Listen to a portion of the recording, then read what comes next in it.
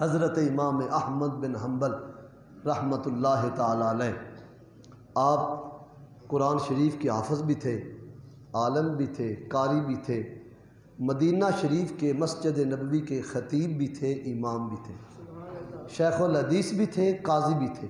سارے کام ایک ہی وقت میں وہ کرتے، پڑھاتے بھی مسجد میں حدیث پاک، فیصلے بھی کرتے لوگوں کے، خطبہ بھی دیتے، نماز بھی پڑھاتے، سارے خدمت دین مسجد نبوی میں۔ فرماتے ہیں پھر میں نے اللہ کی بارگاہ میں دعا مانگی کہ اے اللہ، تیرا اتنا حسین دین ہے کہ اس پر ارادہ بھی کریں نیکی کا تو ثواب لکھ دیا جاتا ہے، میرا دل کرتا ہے اس نبی کی زیارت مجھے ہو جائے۔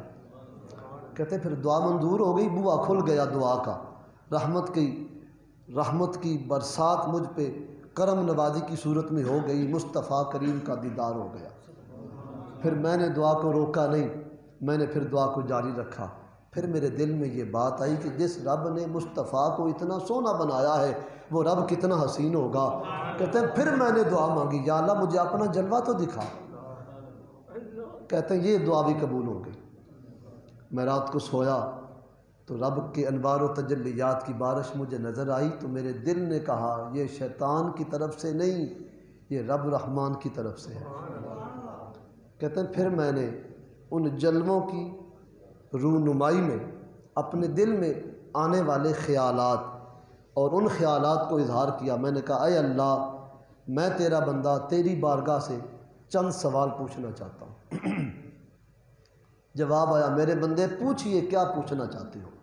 یا اللہ میں پوچھنا چاہتا ہوں کہ کوئی ایسا کامل ترین ذریعہ، مؤثر ترین ذریعہ وہ ہمیں بتا دیا جائے کہ جو تیرے قرب اور تیرا قرب پانے کا ذریعہ ہو، محنت تھوڑی ہو، کام تھوڑا ہو، اجر زیادہ ہو، محنت اتنی نہ کرنی پڑے، کام تھوڑا ہو، بس تیرا قرب مل جائے، وہ کون سا ذریعہ، کیا طریقہ ہے؟ تو کہتے مجھے جواب آیا، اے میرے بندے، اگر میرا قرب پانا چاہتے ہو تو میرے حبیب سے پیار کرو، ان پر درود اور سلام پڑھا کرو۔ اللہ اکبر۔ کہتے ہیں پھر میں نے سوال کر لیا، یا اللہ اس کے علاوہ کوئی اور بھی ذریعہ ہے؟ تو بتایا گیا دوسرا ذریعہ یہ ہے کہ میرے بندوں کو خبر دے دو قرآن شریف کی تلاوت کیا کرے، قرآن شریف پڑھنے والا رب تعالیٰ کا قرب پا لیتا۔ کہتے ہیں پھر تیسرا سوال میں نے کر لیا کہ یا اللہ بتایا جائے قرآن شریف ترجمے کے ساتھ، تفسیر کے ساتھ، معنی فقات کے ساتھ پڑھا جائے یا بغیر ترجمے کے پڑھا جائے؟ تو فرمایا جو ترجمے کے ساتھ پڑھتا ہے ہم اس کو بھی قرب دیتے ہیں، اور جو بغیر ترجمے کے پڑھتا ہے ہم اس کو بھی اپنا قرب عطا کر دیتے ہیں۔ تو یہ قرآن شریف جو پڑھا جاتا ہے، اس کا پڑھنے والا اللہ کا یقیناً قرب پا لیتا ہے، اور یہ عبادت مقصودہ ہے۔ اور یہ بات جو میں نے کہی کہ درود پڑھا کرو اور سلام پڑھا کرو، یہ بات قابل غور ہے، باریک بینی سے اس بات کو سمجھا جائے۔ درود شریف اور سلام یہ دو چیزیں ہیں، ایک چیز کا نام نہیں۔ اور قرآن شریف کی آیت جو آپ کو زبانی آتی ہے اس پہ آپ غور کریں نا، تو اللہ تعالیٰ نے دونوں چیزوں کا ذکر کیا ہے، بلکہ حکم دیا ہے، ان اللہ و ملائکتہ یصلون علی النبی یا ایھا الذین آمنوا صلوا علیہ وسلموا تسلیما۔ بے شک اللہ اور اللہ تعالیٰ کے سارے فرشتے نبی اکرم صلی اللہ علیہ وسلم کی ذات پر ہر وقت درود بھیجتے رہتے ہیں۔ یصلون بمعنی درود ہے، اور آگے فرمایا یا ایھا الذین آمنوا صلوا علیہ وسلموا تسلیما، اے ایمان والو تم بھی اپنے نبی کی ذات پہ درود، یصلو درود، وسلموا اور سلام بھیجتے رہا کرو۔ اب یہ سلام اور درود، اس پر ایک ہی حدیث پاک بیان کروں۔ حضور پاک علیہ السلام مسجد نبوی سے نکلے، قباء شریف کو جاتے ہوئے مسجد جمعہ کے پاس آقا کریم علیہ السلام نے لمبا سجدہ کیا، آج بھی وہ جگہ موجود ہے۔ لمبا سجدہ کیا، صحابہ کرام حیران ہو گئے کہ اتنا لمبا سجدہ مصطفیٰ کریم کا۔ اللہ اکبر۔ کہتے ہیں پھر حضور پاک نے سجدہ ختم فرمایا نا تو ہم حیران تھے کہ کملی والے جب بھی لمبا سجدہ کرتے ہیں نا تو رحمت کی برسات آتی ہے، نہ جانے آج کیا ہمیں تحفہ ملنے والا ہے۔ اللہ اکبر۔ صحابہ نے سوالیہ نشان آنکھوں میں رکھا، زبان سے نہیں بولے پر آنکھوں میں سوال تھا۔ کملی والے آقا نے سمجھ لیا کہ یہ کچھ پوچھنا چاہتے ہیں، ادب کی وجہ سے سوال نہیں کر رہے، پھر خود ہی بتا دیا۔ مصطفیٰ مسکرائے، فرمایا کیا سوچ رہے ہو، لمبا سجدہ؟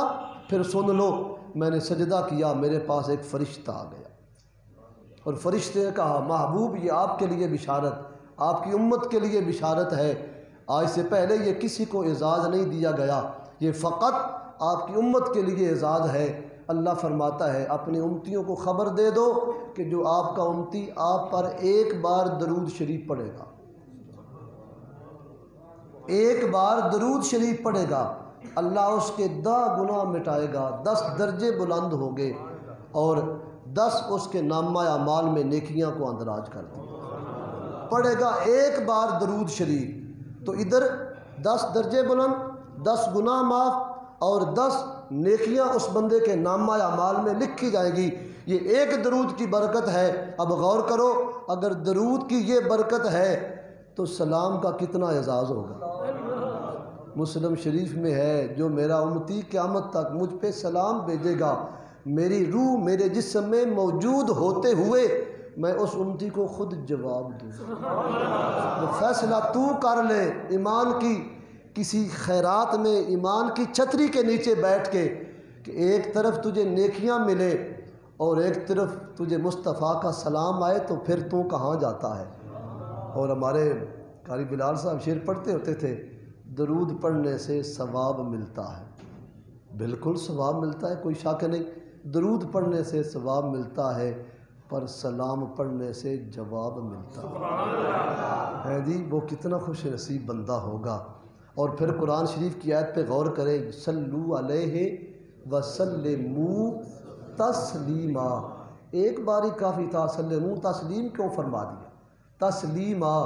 اللہ فرماتا ہے اے ایمان والو درود بھی پڑھو اور سلام بھی پڑھو، پھر فرمایا پھر سلام پڑھو۔